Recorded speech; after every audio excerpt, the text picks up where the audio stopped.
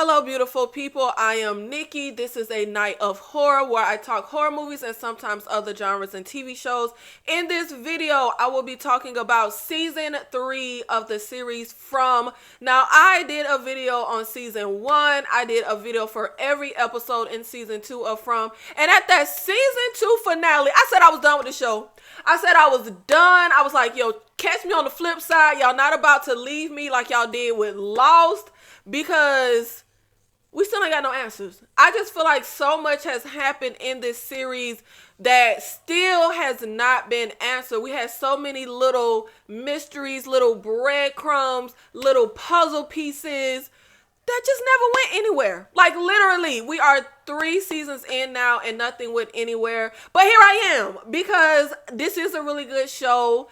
And even though Jim and Julie still get on my last goddamn nerve, we are back again to talk all things the From series. Do I have any hope that we're going to get any answers though? No. Do I have any predictions and all that theories? No, because the writers are obviously not working that hard. So why should I use my little brain to try to think up theories that the writers are not thinking of? I really feel like no dots will connect. Nothing will lead anywhere. But hey, maybe that's just my pessimism. But let's get into episode 1 of season 3. Of course, we know the way that last season ended off. Tabitha got to that lighthouse. She followed where Victor said his mom was talking about having to go and rescue the children.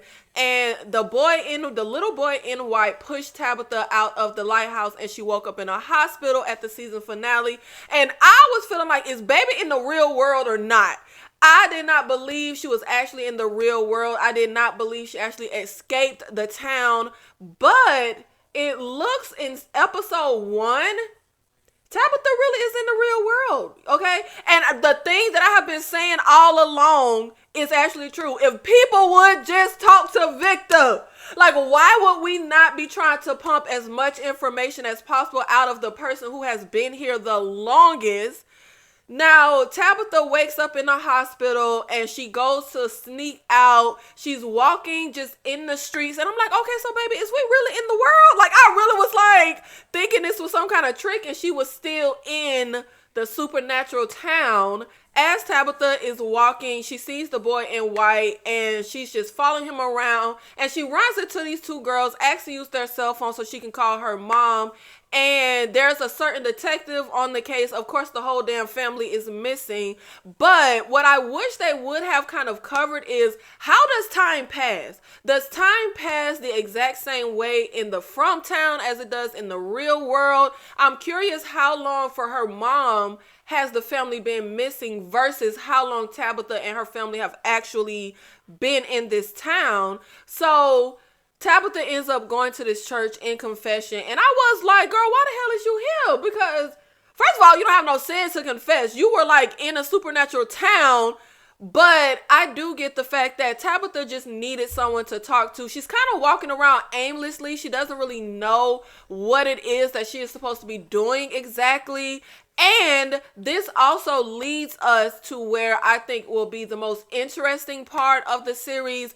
Tabitha is talking to the priest, and he ends up, of course she sounds a little crazy when she starts talking about, I was held somewhere where monsters come out at night and you could never leave. And she goes into this whole thing, and she says how Victor packed her a lunch. So he says, let's see what Victor packed in your lunchbox. So this is actually Tabitha's first time really looking in the lunchbox, and that's when she sees Victor's childhood address written on the lunchbox, because of course Victor, his sister, and mom ended up missing in the From town when he was a kid. So this is his actual lunchbox from the real world, and that leads Tabitha to going to Victor's childhood home.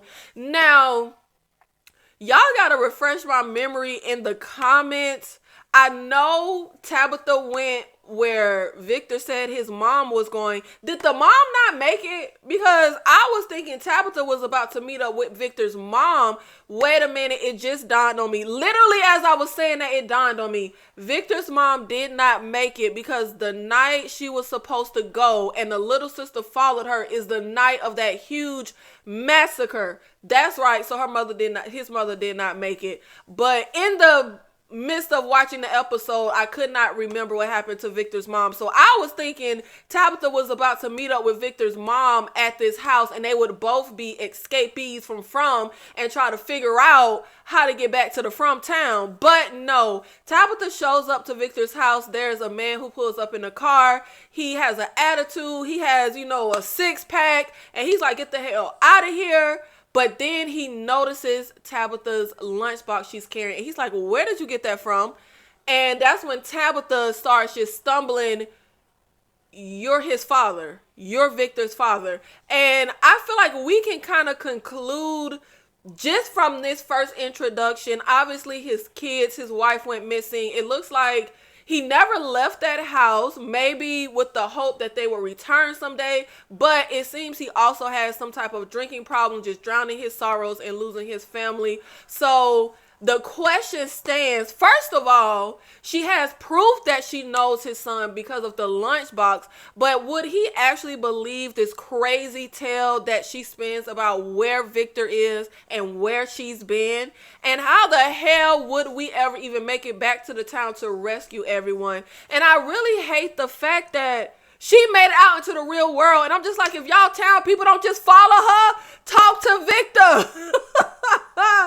Now, as I said, I still cannot stand Julie and Jim. I really hate that this is the central family that we have to follow. It feels pretty obvious to me that this family will not be killed off. They're pretty much our central main characters.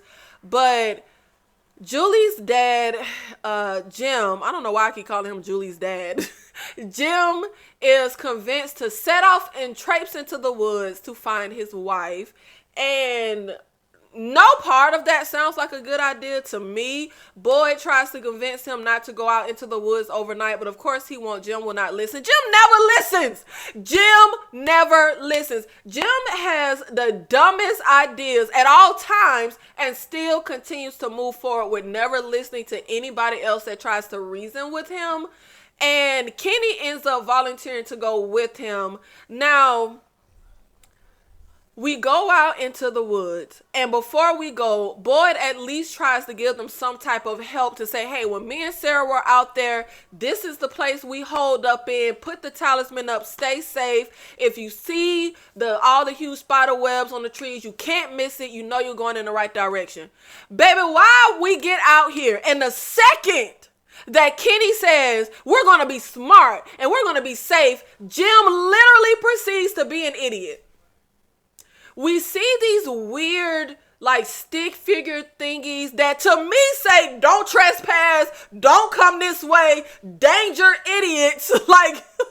They kind of reminded me, do y'all remember The Mummy 2 with Brendan Fraser? And we go to try to get to that pyramid, this little, I think it was like an oasis that came up. And it was these little evil thingies that were things, but then they came to life. They were teeny. That's what these little stick things remind me of. If anybody even knows what the hell I'm talking about. But we see these log cabin thingies out there.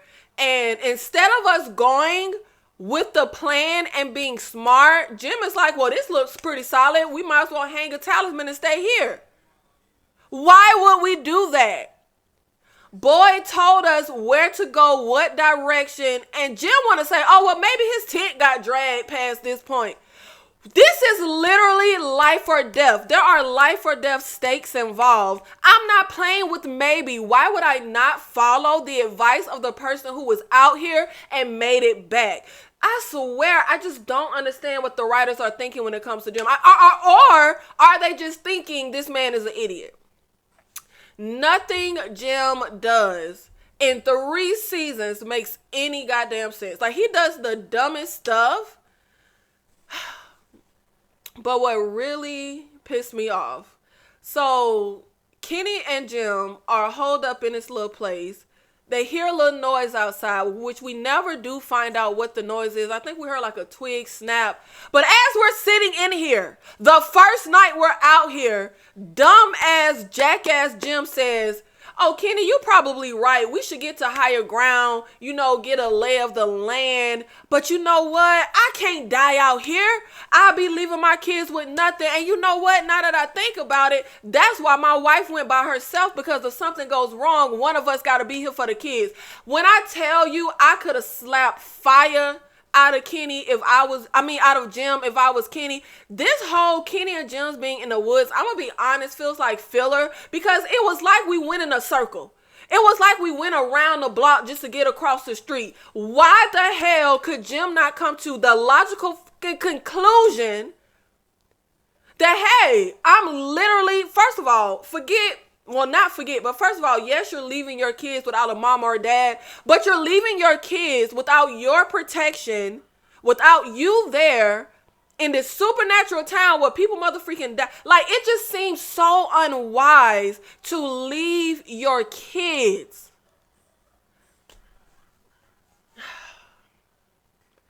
And for him to come to the conclusion, we shouldn't be out here. After we done already traipsed out here. If I was Kenny, I'd be like, nah, bro. We already out here. Like, we at the point of no return. We ain't going back. You wanted to come out and look for your wife. We finna look for your wife. But I'm not even finna get hyped about this show, because I already know what it is. We had to just have a convenient reason for Jim to be away when all the chaos and ish hit the fan with his kid. Like, because it's literally, am I crazy, y'all? This makes no sense. We went around the block to go across the street. And if the whole thing is I want to follow my wife, which is not like Tabitha just went somewhere and he didn't know anything, baby, why not just go talk to Victor?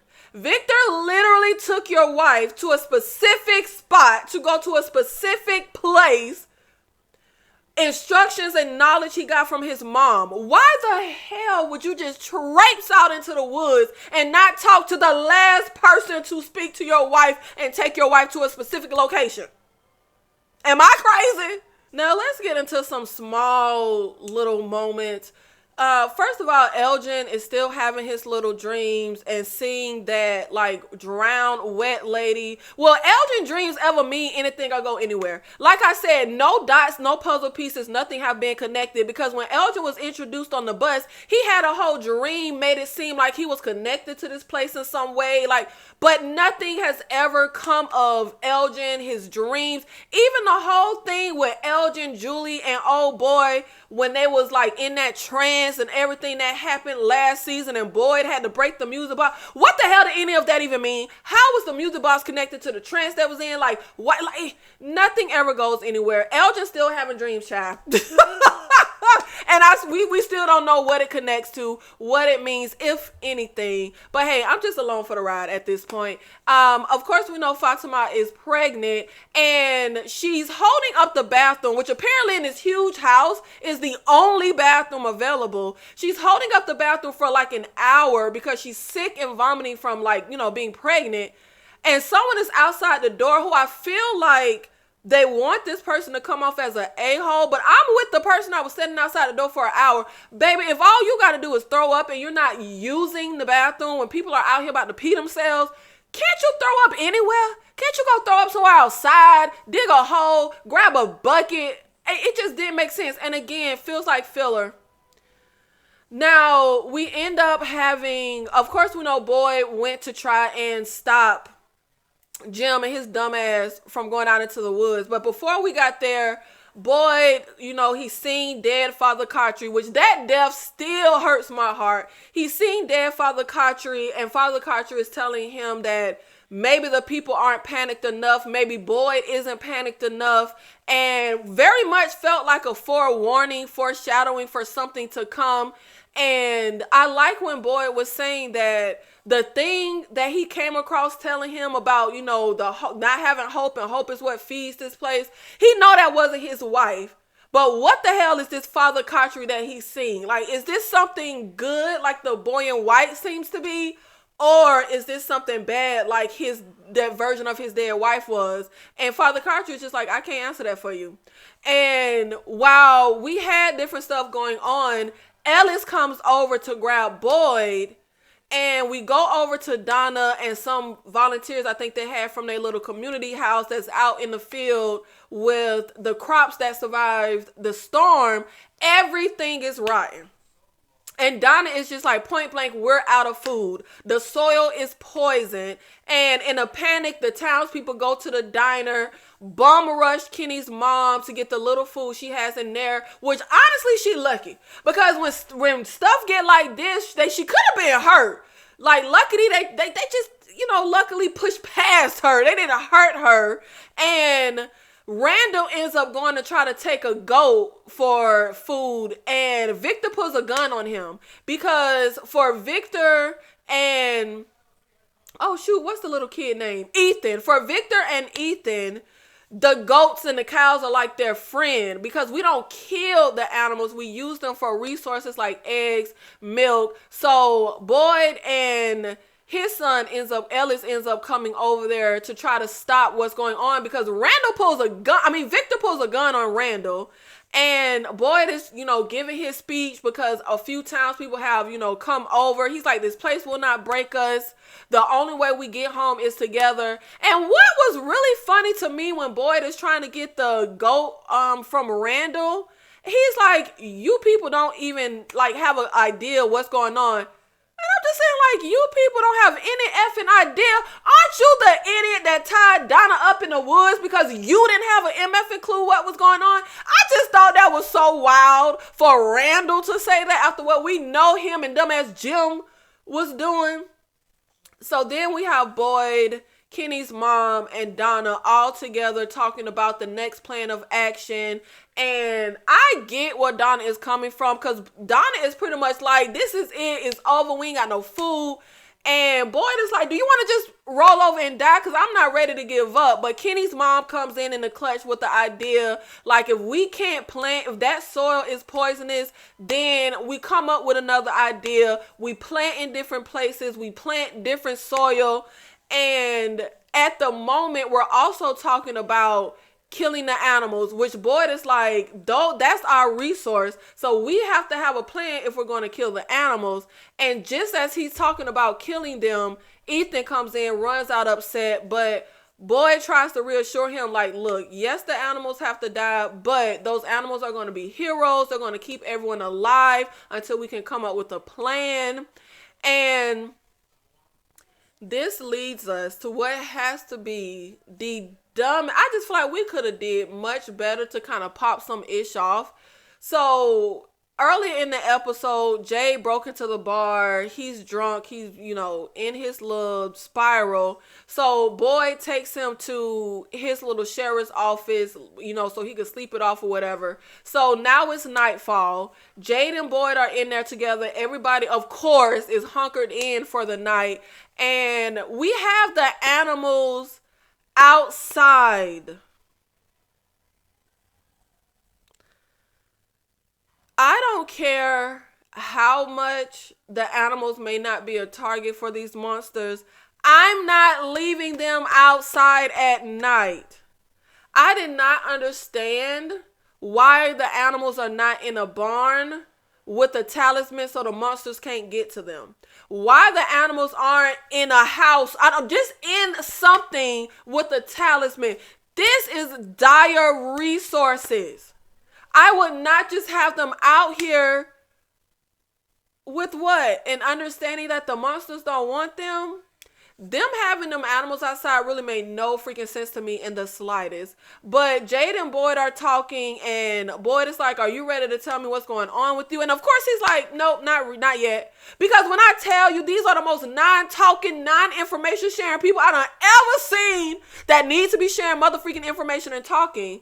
But as they're talking, they get interrupted by the sound of cows. And Boyd sees cows in the street. And he goes outside. And I'm sitting here like, Boyd is god dang smarter than this. First of all, Y'all leave the animals outside overnight. Apparently the monsters don't want them. If the monsters don't kill the animals, they good to roam until morning. Where the hell y'all think they gonna go? Like, where the hell could they not finna go to the next town? There is no next town, boy. Like, where do you think these cows and goats are going to go? They're not in danger out there, apparently, but we are. I just thought it was the dumbest thing in the world, and I felt like it was dumb. Boy, this is obviously a trap. There has never been a time when these cows and goats was outside roaming free. You know somebody had to unlock the gate, unlock the barn, whatever the hell, let them out. It just felt so obvious to me that this is a trap. And I feel like Boyd is smarter than this. And the cows and goats were not in, and that's the thing that gets me. They weren't even in danger. So Victor and Kenny's mom ends up seeing what's happening. They go outside, leave Julia and Ethan in the house. And I'm just, oh God, it's just, everything said this was a trap. And I'm just like, if we did run outside to get the animals, right? Why did we have to try to go all the way back to the barn with huge cows that we're having to force? They were slow the hell moving. We could tie them to a pole if you're so scared they're going to walk off, or just bring the damn animals into the station. Like, it just did not make sense that we really was traipsing. All the emphasis they put on not being outside after dark, and we traipsed all the way to take the animals to the barn. That did not make sense. And then at first, Boyd thought it was just like the cow. And then once we're out there, we see all these goats. Nothing was a red flag that, hey, this is a damn trap, because how is all the animals out? Even if it's not a trap by like the monsters are setting, even if we got another Sarah that's just trying to set folks up to die, everything screams trap. Because I feel like maybe y'all don't think the monsters are like able to think up plans and do this kind of thing, but everything just screams trap. Everything just screams trap. I'm just like, just put them in a house, bring them into the station, or let them just wander the hell outside. Now, while they're in the house, Ethan ends up seeing this goat, Alma, that he has a real fondness for. And he does make a line. You know what? I'm not, like I said, I'm not finna get into theories and stuff, because I just feel like a lot of stuff happens that means nothing. But something that felt like foreshadowing in any other circumstance where we actually, have stuff connected. Ethan was telling Boyd, when he was talking about having to kill the animals, to please kill Alma first, so she doesn't have to watch her friends die. And it feels like that meant something. But you know what? With this show, we done saw, Lord, we have had so many things happen. We had Jay see the people in the trees. We had the voice on the radio. We had the kids and look. We had all kind of stuff stuff was said and things that never went nowhere, never led to nothing. So I'm not even finna speculate on anything. But Ethan ends up wanting to run outside to get Alma, and as he goes to the door and opens it, now this is where I was confused, and I'm like, I need to brush up on my memory of the rules and stuff, because where Julie and Ethan are in our house with the talisman. And I know if you, like, we already saw what happened in previous seasons. If you let them in, they're in. But Ethan just opens the door to run out. There's a monster standing there. Julie goes to push the door closed, but the monster bum rushes their way in and just comes inside. And I'm like, wait a minute. I didn't know they were allowed to do that. Or did I forget? Because we didn't let you in. We just opened the door. So does opening the door, is that what lets them in? Because I'm like, I could have sworn we have to invite them in, because that idiot boy at Community House who let the girl into the window, the little girl on the first episode who let her little dead grandma in, who wasn't even really her grandma. I could have sworn it's like vampires. Like, you have to be invited in. But Ethan and his sister Julie end up running out the house, trying to hide. We're outside. Sarah comes along to help them. And then as we are running and trying to get somewhere safe, Randall lets them onto the bus. And Jade is one of the few people with some sense, but even he was dumb here, because Jade is outside trying to pull this cow, and the monsters are rolling up on him. This scene made me mad though. The monster ends up killing the cow, and I'm just like, now why the hell is the cow in it? Like, why the hell is the cow a casualty in this mess? Y'all monsters don't care nothing about that cow, but they killed the cow, and Jay just kind of standing there shook, and I'm like, baby, if you don't run. But Victor comes over to grab Jade to help get him out. Now Boyd is trying to get this cow into the barn, which I'm just like, everything just feels so contrived and just so, and it feels contrived because I feel like we could have found a better way to get this attack popped off other than a character like Boyd falling for this foolishness. But Boyd is trying to get the dang cow into the barn. We're trying to go so far to get the cow in there, and Kenny's mom comes out to try to help push the cow, and Boyd is like, no, go inside, but she's trying to help. And as I'm watching, the monsters are kind of converging on them. And I'm like, they're moving extremely slow because obviously a cow is huge and it's like stubborn. We're having to force it. I'm like, why the monsters don't just run up on them when they moving that slow? And like the humans are moving super slow. So why the monsters don't just run? Why are they walking slow? Oh, but baby, I know why.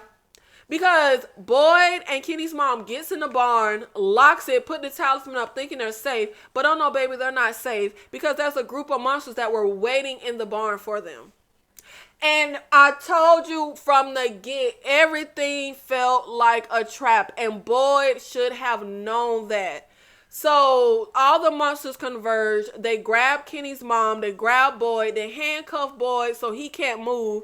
And one of the monsters, which I love how all the monsters look. I love how they look. The ones showing their like true monster face, and even the ones that just show their little human looking face. I loved all the monsters, their demeanor, how they look. But one of them is telling Boyd, oh, you said this place couldn't break you. Well, let's see. Like, I'm just like, oh my Lord. We just can't leave Boyd alone. Boyd gonna have to be constantly going through some ish. So Kenny's mom, who is literally the sweetest, nicest, most non-problematic person on the whole cast, gets her scalp ripped off. She gets tortured. And I'm just sitting here like, I would love to be in the writer's room. Because why does this series always kill off likable characters like the bar owner, but we keep around the annoying characters like Randall and Jim and Julie? I just don't understand it. We kill off likable characters like Father Kotri, but we keep all the other ones around that I'm sure I cannot be the only audience person that do not care for these people. I just don't understand the decisions. Like, we could have had anybody else in here getting tortured for Boyd to watch. Like, why it had to be Kenny Mama? Why it had to be the most like nice, likable, non-problematic, don't do dumb-ish character? But of course we know Kenny has already lost his dad to this place. And now he has lost his mom to this place.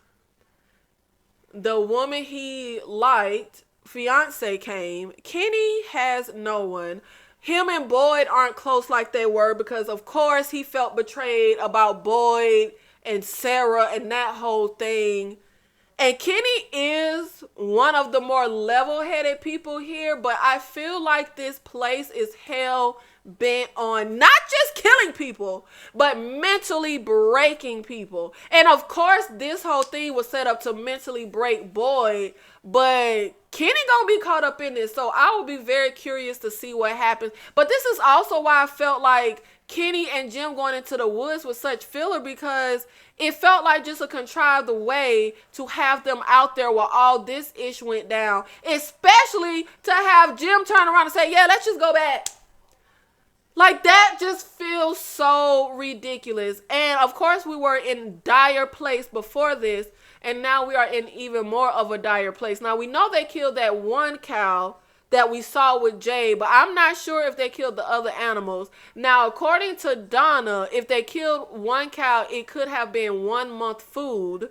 And of course, this cow will go to waste because the cow is going to be laying here dead all night. They won't be able to eat the cow. But I hate what they did with this cow. Like, I mean, I'm vegan, so I don't believe in eating animals. But in this situation they're in, if the animals have to die, I'd rather they at least die humanely. Like, the way that cow was murdered by that monster, that was horrific. Like, I'd rather we just euthanize it. Like, let them fall drifting to sleep and let it be for a purpose where the town actually can use the cow for a reason. But no, the cow was just dead in the street, just minding his cow business. Ended up a casualty of the From war. But I feel like what I'm most excited for, I really could never stand Tabitha, Julie, or Jim. The only one in that family I ever really liked was Ethan. He was kind of getting on my nerves this episode, but I give him a pass because he's just a kid and he done right so far.